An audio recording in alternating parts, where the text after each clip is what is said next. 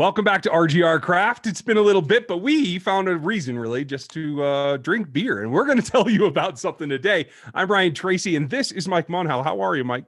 I'm doing fine, Ryan. How are you? I'm good. I'm looking forward to this. I love these sessions, especially in a year where we still aren't really getting together that much. It's good. But folks, if you're new to our channel, this is what we do when we can get together virtually. And if you like it, click the like and the sub and the bell notification so you know when the next one goes up. I did a black IPA last week that was really great, something I always look forward to. And today, amazingly, we're going to do a double IPA that you chose. No, this is absolutely, definitely 100% something that you chose. Oh, okay. Just checking. Well, let's clarify. You dropped it off on my porch, you know, the Santa Claus of beer. And you're right. I did choose. I chose it out of the two beers that we had to try. But, you know, it's funny. So we are drinking Parish Brewing Company Ghost in the Machine today. Yes. So I'm walking into this blind, you know, outside of just reading a little bit on the website. I'm going to start pouring mine, Ryan. Okay. Well, I will do the same. And, you know, I thought it was kind of funny that, you know, for somebody that's not really into hazy IPAs, you sure are drinking a lot of hazy IPAs. I'm trying to get over the hump. Everyone tells me that I'm crazy. And not that that's wrong. Yeah, you are crazy. But I don't think you're crazy for not having an inclination to drink hazy IPAs. I'm still trying to get there. You know how it is for me, right? I like a nice clear beer. That is not a clear beer. You and me both. But it is what it is. Yep.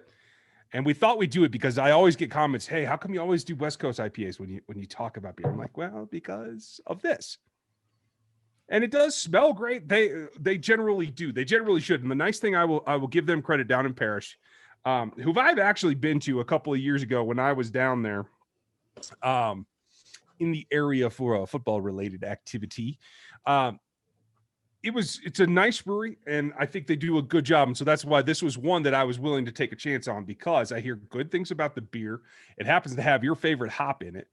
And it is something that, just a note, just from the initial look, you can see really well carbonated, nice tiny bubbles. The lacing is holding up, especially in my glass. I think I'm a little ahead of you, but that is also the shape of my glass. Yep. And it does what it's supposed to do. Yeah. The haze mellows everything out. It's not heavy on the bitterness like it should be. And I think they really hit their mark. And again, not something that I drink a lot, but we got to cover them, right? Yeah. One thing that I like about this is it really shows off in a different way what one hop does. Instead of, especially when you overly bitter and you do like kind of a classic West Coast with one hop, I think some of the subtleties of it get lost because you have it throughout the boil, that I think takes away from some of its character sometimes. So I thought that was a good version. How do you feel about this one? So I think this is mostly Citra hops, if not all Citra hops, right? It's interesting. I don't get the classic Citra hop flavor and aroma that I would expect. It's not bad in any way, but I would expect like a lot of grapefruit and some floral stuff like right up front, more citrus. I'm sure it's there. It's just not very discernible. Here's another way to put it. I would not have guessed that this is solely Citra hops. Really? Yeah. You know, and maybe that's just because, you know, this is a hazy IPA, right? So the hops are, you know, on the very end of the brew day, right? Or in a whirlpool or something. So maybe that just changes the character of the hops. I like this beer. You know, like just about every hazy IPA I've had. I like them. You know, I do like the way that it really showcases the aroma and the flavor of the hops without going over the top on the bitterness. I really do like that. I just wish hazy IPAs were clear. But you know what? Roll with it, right? The beer, this style is it is the style that we have right here. So yeah, no, this is good. Like I said, there's definitely some aroma and flavor all from the hops there. There's some bitterness here too. It's a good IPA. Yeah. It's definitely drinkable. And for me, who does not like this style, I will tell you this: I don't get any of the vegetal overtones. I could usually, not even on the mouthfeel. Usually, I get kind of a hop burn, not from over dry hopping, but just from the vegetal part of having all that matter in the beer. I don't get that at all from these guys, and that's honestly one of the reasons that I chose them, because I can trust them. And I like the way that they line it out. The only hop listed is Citra. And I like that they said, and this is a quote from the website, folks: brewed with an obscene quantity of hand-selected Citra hops from Yakima. And the thing that I think not only do I like about that, and it's good because for this style, you have to go all the way overboard. There's no like putting a toe in. You got to jump full in with like pounds and pounds of dry hops in particular. But for me, the explanation, pungent grapefruit aromas with some tropical fruit, that's exactly what I get. Like I get that sticky on the nose, like almost the rind. Well, I don't. No? Like I said, I don't get that grapefruit and the citrus and the floral up front. I get dank. That's really? what I get. Yeah. I totally experience all the dankness you can get out of this kind of beer. Well, it sounds like they certainly were going for that, which means, or it tells me that it wasn't all whirlpool. I think there was probably some deeper hops, mid boil. I won't say mid. Mid means 10 minutes left, as far as I'm talking about. But for hazy. Yeah, but I know what you mean. Like that, there's a little hint of that dank, and especially from Citra, I wouldn't expect that if it was all whirlpool hops. So, Parish, if you're watching, tell us if we totally just blew exactly how you made this beer. But yeah, it's funny, you know, when you're evaluating a beer or trying a beer. I wouldn't say we're evaluating a beer. We're not technical enough. We're trying this beer. Man, we are making some assumptions on how they made it, you know, and we could be totally off. I don't know. And that's the thing that I enjoy the most, especially with this particular style, because when you do what, and is it high Kreuzen or has it fallen off? Like when you do the things that matter, there's no way for us to know unless we're standing in the brewery. So for me, I always like to theorize about it because nobody does it the same way, it seems. Right. So let me ask you a question, right? So you are not a fan of the hazy style, and neither am I. I'm not going to go out of my way for it. But have you ever experimented or used any of the brewing techniques in your own beers? You know, like late edition hops or whirlpool hops? I do both, actually. We've both done dry hopping, and I've experimented with different kinds. And one of the new things on my list is to try some of the Lupomax in particular, the new, like super concentrated for the dry hop, because I found over the years, my favorite dry hop has come out of whole cone, like in terms of the robustness of the flavor that I've gotten. So I'm really interested in that part. But outside of the dry hopping, I have gone, and this is why I mentioned the toe in the water thing before, because I've made my normal, classic West Coast IPAs where I overload the end of the boil type stuff, the 5 minute and the flame out. And I'm just not doing enough. I'm not going far enough. You know, when I'm dumping like 6 ounces in at flame out and I'm still not getting the flavor that this beer produces, then I know I'm still doing it wrong. Yeah. I've played with whirlpool in both my systems, and neither have produced the effect that I want. And I think it's just because I'm a little gun shy at the end of the day. Yeah. Man, if you're adding six ounces of hops to presumably a 5-gallon batch, and you're not getting what you want out of it, you might have to find some other hops or another technique.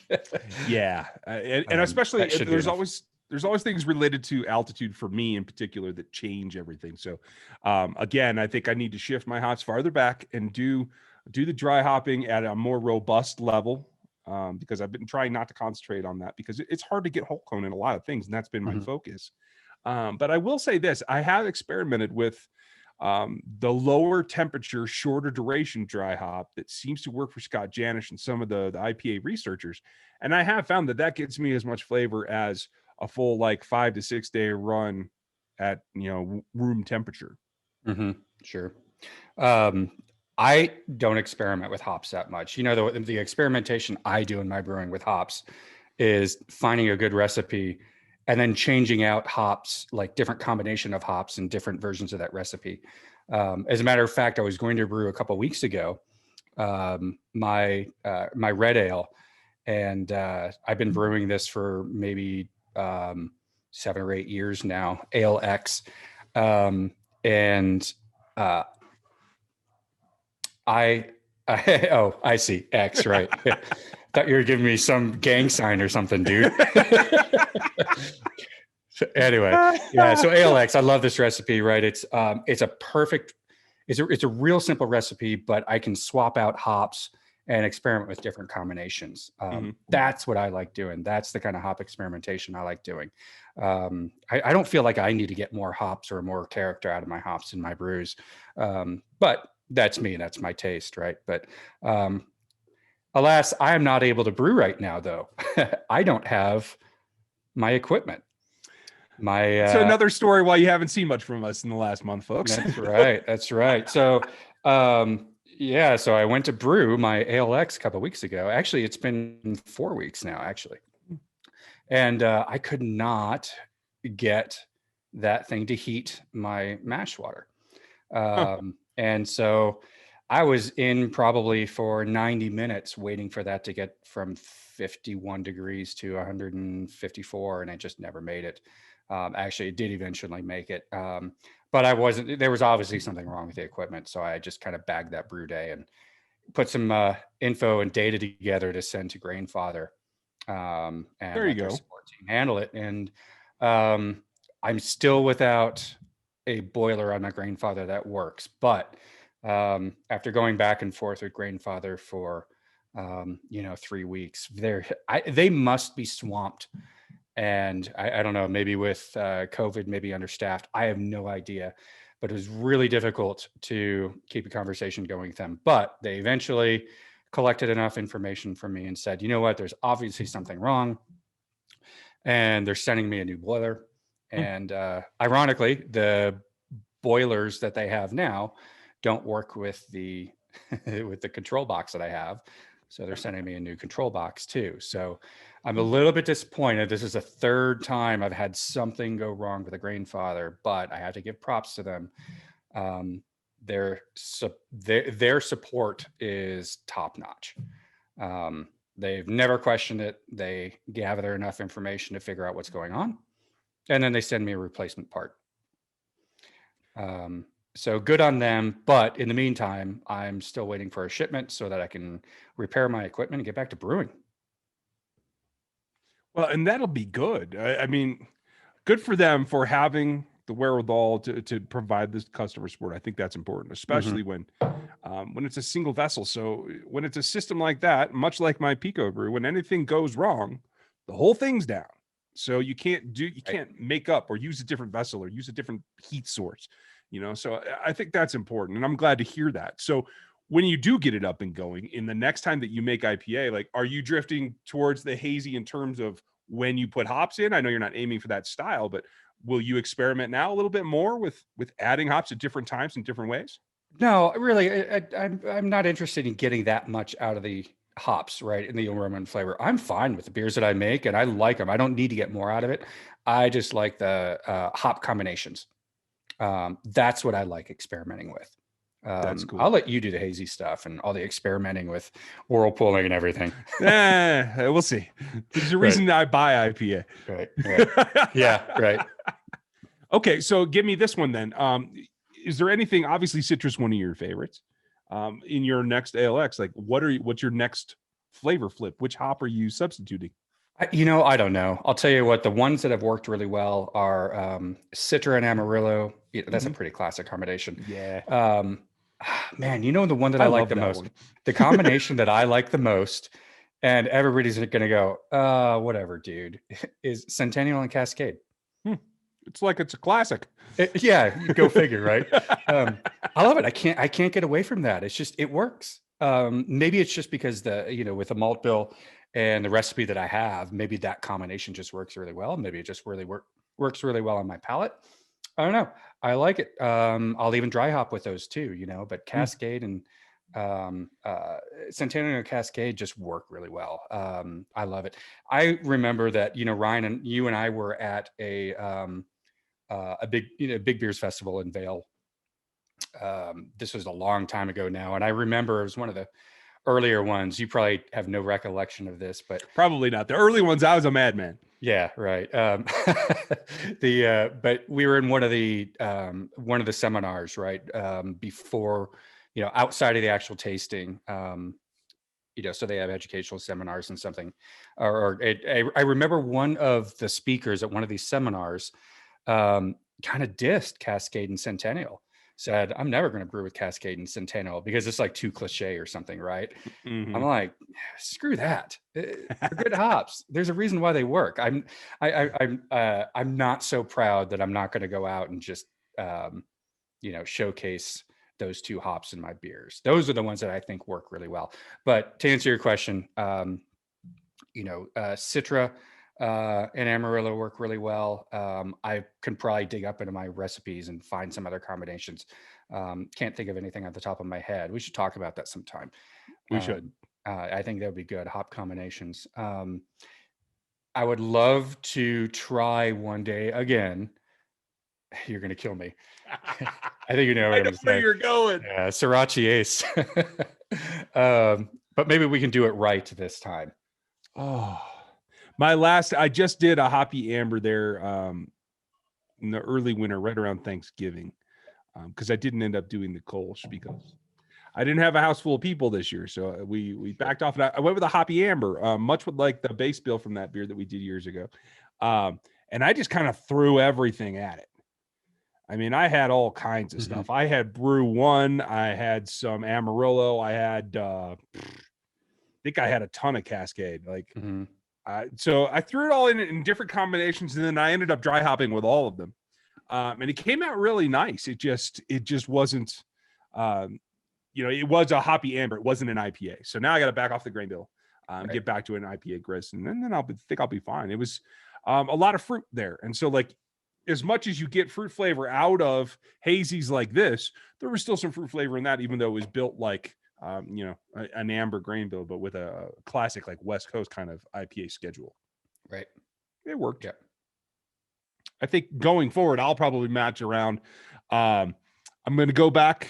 Some of the next beers for me are going to be another attempt at a double IPA with a heavier whirlpool content. I'll go back to the big system for that. And then I've got a classic Irish red that I have to do. So there'll be no hop added to that. It'll just be the good stuff. Maybe more roasted malt, to tell you the truth. But that's what's on my palate coming up. Are you still bouncing back and forth between your Pico and your bigger system? Yeah, I definitely am. And that's why I can go back to the IPA, because I have the grist kind of laid out the way that I like it. And I definitely have the red now exactly how I want in terms of the hop schedule, most of the grist. I just want to, last year with COVID, I had to mail order everything. So I didn't get my normal suppliers. So that changed things a little bit. Now I'm changing a couple of the percentages just to get it back to like perfect. And that's always been done on my bigger system. So I'm just sticking with that for now. Yeah. Okay. Yeah. Well, I have no, correction. I have 0 systems right now. You have the parts for one. Yeah. Yeah. Well, in the end of this, I'm going to have almost all the parts for 2 if I include all the broken ones. Right. Hey. It's just an empty shell of a grandfather with all new parts. When the apocalypse comes, we'll find a use for everything. Yeah, I guess so. No, but really, I do have to give props to Grandfather. I'm kind of dissing them, because I've had some bad luck with some bad parts, but outside of some slow response, probably because of the pandemic, they are really responsive and really good about fixing the problems. So, it's a little bit frustrating that I'm having to deal with this, and I've got 20 pounds of grain sitting in the closet next to me and, hops in the fridge that are ready to get tossed in, but we'll get it resolved. Well, maybe we'll just figure a time we can get together and we'll just run them all through my mill and be done with it. And maybe that'll be the next show, actually. So before we get to that, let's go back and finish up, because I've drank almost all of this now. Even as a style that I'm not super keen on, I'm really happy with this one. And I think Parish did a great job. Folks, you'll find a link down below to Parish Brewing down there in Broussard. What's your takeaway after having this beer multiple times now? Multiple tastes anyway. Yeah, multiple tastes. Definitely my first time drinking it. it's a good hazy IPA. If this is your thing, you like Citra hops, this is a great beer. You're going to like this beer. I'll drinking again. You know, if you drop this off on my porch again, it'll be one of the things I stick in the fridge, chill, and drink pretty quick. I do like that also that it is. It's kind of in my wheelhouse ABV. I remember reading the can earlier. I can't remember what it is, like 7.5 or something like that percent. I can't find it now. I could be totally wrong about that, but that's what I remember. And I like that. That's a good middle of the road ABV. So I can have one of these and then have another beer later and not be blitzed. So that's I like all the prime numbers for ABV. I like 7. I like 11. I like 13. Okay, sure. Right. Yeah. 13, but you can only do 13. Well, yeah, it just cuts down the volume, makes my night shorter. It's great. Sure. Right. All right. So yeah, if you want prime numbers in your ABV, then whatever, man. Yeah, hey, that's the way that I roll. But I agree with you. I like this. I like the art on the can, especially today when the whole industry had to go shift to canning like so quickly. Art actually is more of a big deal in 2021 than it was in 2019 because of the COVID thing. And I think it's interesting. Yeah. The art on cans and bottles actually is pretty cool, right? Obviously there's a marketing aspect to that, right? I mean, you know, they're trying to get you to take those beers off the shelves. But by themselves, man, that's just the artwork is fantastic. Mm-hmm. I mean, there's a lot of beers, including this one, where if I could have like a really nice print of that and frame it, it would look good on one of my walls in my brewery here. Hey, Parish, let's talk. Right. We'll come up with something. Maybe a nice RGR logo right over the top of it. Well, that said, I think we would both buy this again. Yes. Oh, sure. Absolutely. Okay. Yep. So solid 3 of 5 beer, and 3 of 5 is good for me. Absolutely. Yeah. I would buy that again. Rock on. I want to know what you guys think. If you've had this beer, Ghost in the Machine, or not. And if you're not subbed, that's the easiest way to do it. Hit the like and the sub and the bell notification. But down in the comments, if you're new to this beer, let us know what you think when you taste it. And if not, let us know how the evolution has gone. Because I do find the one thing about hazies that they're a little harder, I think, to control batch to batch than, say, a classic West Coast.